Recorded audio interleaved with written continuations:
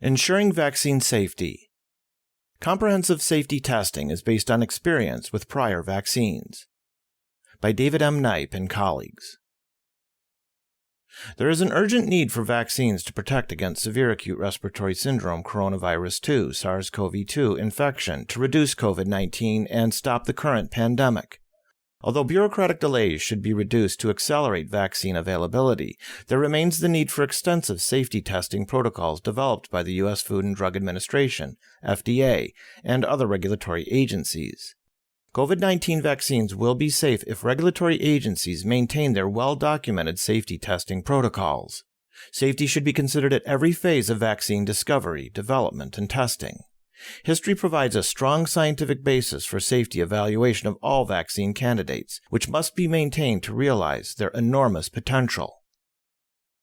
Vaccines are among the most successful medical and public health measures ever implemented. It is estimated that vaccines prevent around 6 million deaths globally per year. For example, vaccination eliminated variola virus, which causes smallpox, and nearly all wild poliovirus, and has greatly reduced measles virus infection. Vaccines against hepatitis A and B viruses, rubella virus, mumps virus, influenza virus, human papilloma virus, varicella-zoster virus, which causes chickenpox in children or shingles in adults, and yellow fever virus are broadly used and highly successful at reducing morbidity and mortality. The historical experience with vaccine development has paved the way for a well-developed path for preclinical and clinical testing of vaccines to ensure their safety and efficacy, leading to safe vaccines that have saved millions of lives. Another lesson learned is that if serious adverse events are detected in a clinical trial, then additional clinical testing is indicated. For example, the first rotavirus vaccine, a rhesus human reassortant rotavirus tetravalent vaccine, RRV-TV, with genome segments of human and rhesus rotaviruses, was licensed in the United States in 1998. Rotaviruses cause severe and potentially fatal diarrhea in infants and children. Although the vaccine was effective in preventing gastroenteritis in infants, intussusception, a painful form of bowel obstruction due to bowel prolapse that can be fatal if left untreated, was reported in 5 of 10,054 vaccinees, compared with 1 case in 4,633 placebo recipients, a difference that was not statistically significant. The perceived lack of serious adverse effects led to licensure of RRV-TV with intussusception as a possible rare adverse reaction. However, after its approval and in the first year of vaccine use, 15 cases of intussusception were reported in vaccinees, in contrast to only 4 cases in the 7 years preceding vaccination, triggering suspension of the vaccine in 1999. This example illustrates the importance of careful evaluation of any adverse reaction and post-licensure surveillance to ensure vaccine safety.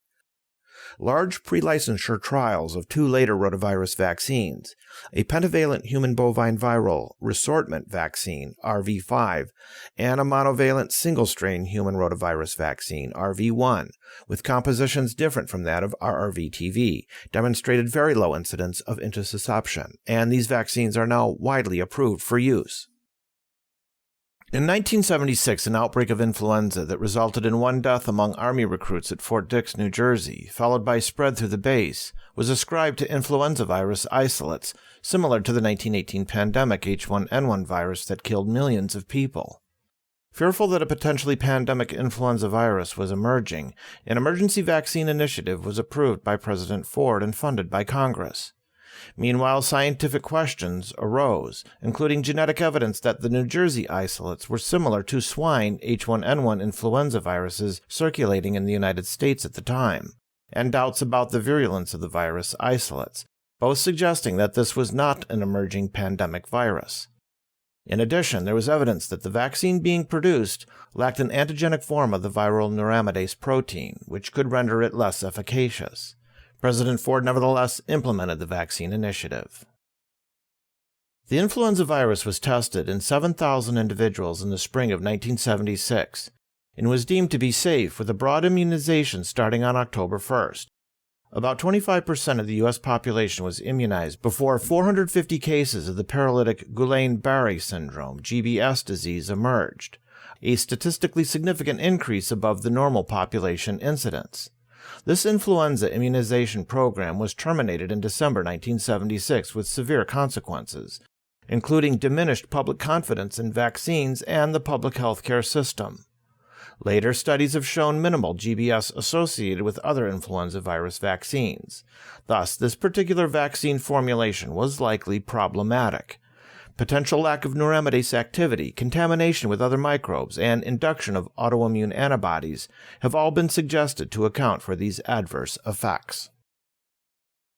As a result of the observations from the RRV-TV and 1976 swine flu vaccines, current regulatory practices require monitoring of rare adverse events pre- and post-licensure, with detection of serious adverse events triggering a pause to trial or use. Such a safety pause enables study of adverse events to assess whether the vaccine trial or use can be resumed as deemed appropriate.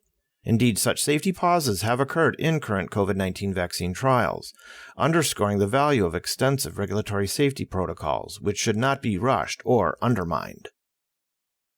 History has also taught us the importance of continued surveillance of potential vaccine-related adverse events and measurement of immunogenicity and outcomes even after licensure. Such surveillance, for example, through the U.S. Department of Health and Human Services Vaccine Adverse Event Reporting System, VAERS, and the FDA Biologics Effectiveness and Safety, BEST or BEST, electronic medical record-based platform, can confirm safety and increase understanding of the immune correlates of protection and mechanisms of immunogenicity to further enhance vaccine development. Multiple COVID-19 vaccine trials are currently being conducted in parallel, with many additional candidates in preclinical development. A decision regarding one of these clinical trials that enables vaccine use before full regulatory approval, for example, through Emergency Use Authorization, EUA, would accelerate deployment at the potential risk of undermining the ability to recruit additional participants for that and other trials, thereby impairing collection of normally comprehensive data regarding safety, immunogenicity, efficacy, and durability of protection. To enhance public confidence in vaccines by providing transparency, the FDA Center for Biologics Evaluation and Research, CBER, has published master protocols for SARS-CoV-2 vaccine safety and effectiveness evaluation. Overall, the interests of vaccines, vaccine developers, pharmaceutical companies, and regulatory agencies are aligned on the importance of ensuring vaccine safety. There is an urgent need for COVID-19 vaccines and exciting progress to that end, but there remains a critical public health obligation to conduct rigorous evaluation to ensure safety as well as efficacy. Vaccines remain one of the most successful biomedical tools for prevention of disease.